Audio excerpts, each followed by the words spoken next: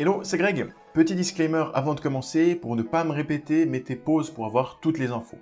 Pour plus de détails, regardez la vidéo d'introduction de la formation pour être sûr de suivre le contenu dans les meilleures conditions. C'est parti! Hello, c'est Greg. Dans ce module, on va parler d'anticipation. L'anticipation, c'est vraiment la clé de la réussite. Savoir où placer ses yeux, qu'est-ce qu'il faut chercher, où il faut chercher, ce sont des questions auxquelles on va essayer de répondre. Je le répète encore une fois, mais le plus important quand vous conduisez, c'est votre sécurité et celle des autres. Et si vous n'êtes pas capable d'anticiper les dangers et les événements, vous n'arriverez pas à réagir à temps et vous pourrez créer des accidents. Ce qui se passe devant vous est presque aussi important que ce qui se passe derrière vous. L'idée, c'est d'avoir toujours une longueur d'avance. Si vous voyez quelqu'un sur un trottoir qui regarde de l'autre côté de la route, surtout les personnes vulnérables comme les enfants, les personnes âgées ou quelqu'un de louche, ça n'indique pas forcément qu'il va traverser par surprise, mais vous devez quand même imaginer cette éventualité, donc vous allez ralentir, rester attentif et freiner si besoin. L'anticipation se décompose en 3 points. L'observation, l'analyse et la réaction. Observer, c'est vraiment essayer de capter toutes les informations possibles dans votre environnement. L'identification, c'est interpréter ce que vous venez d'observer. Et la réaction, c'est réagir selon votre analyse de la situation. Pour avoir une anticipation efficace, il y a 4 points essentiels.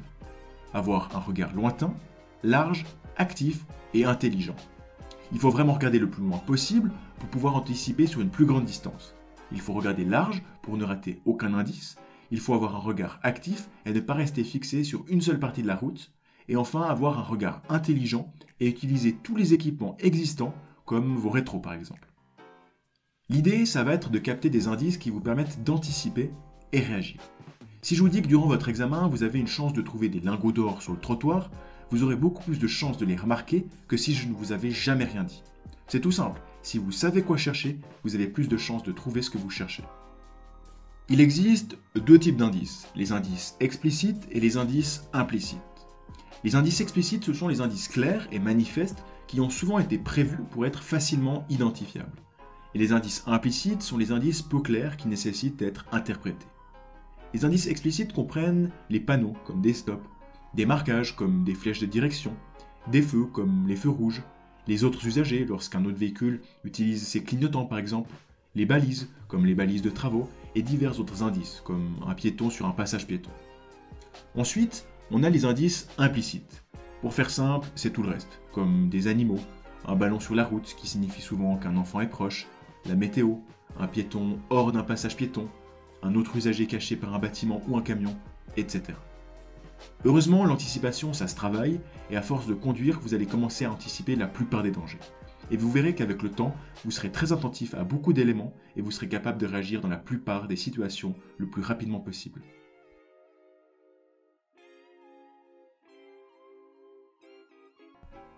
Par exemple, ici, un véhicule souhaite sortir. Je ralentis et me tiens prêt à freiner si besoin.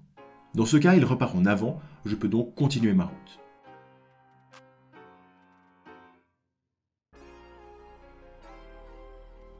Ici, le véhicule qui vient de face a la priorité.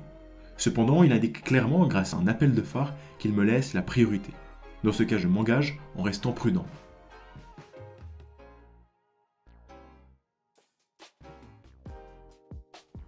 Dans cette situation, une personne est sur la route et de dos. Elle est proche d'un passage piéton et je ne connais pas ses intentions. De plus, la présence d'un animal doit me pousser à ralentir davantage. Je ralentis donc fortement et m'apprête à m'arrêter si nécessaire.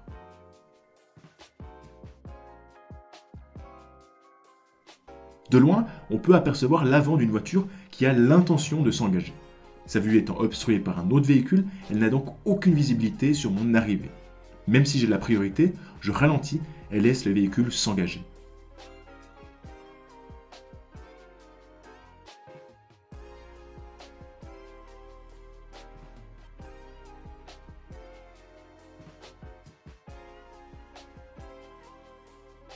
Depuis mon véhicule, je peux voir 2 piétons très proches d'un passage piéton.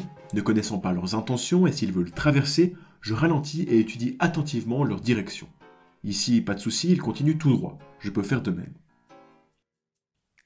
Ici, on ne le voit pas très bien, mais un garçon vient de traverser sa haie pour aller chercher un ballon sur la route. Ne voyant clairement pas où se situe le ballon, je ralentis en suffisance et suis prêt à m'arrêter en cas de besoin.